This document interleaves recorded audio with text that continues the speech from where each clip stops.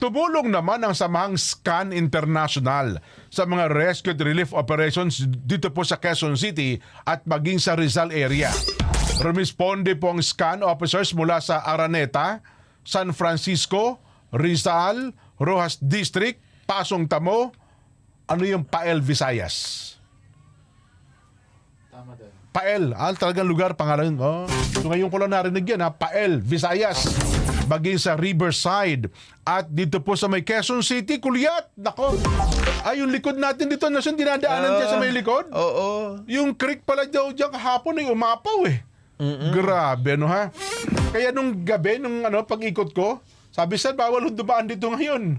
Ayun. Ito anong lugar ito? Na pinapakita natin. Ayun, talagang mabuhay kayo, SCAN International ha.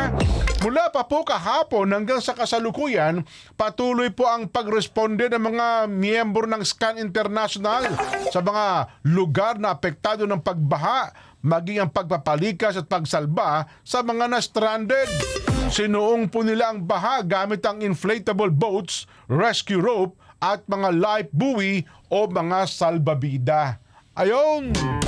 Kasi train ang ating mga miyembro ng SCAN dyan, Nelson, ha? Train po sila sa ganito mga rescue operations. Ayan. Mabuhay kayo, SCAN!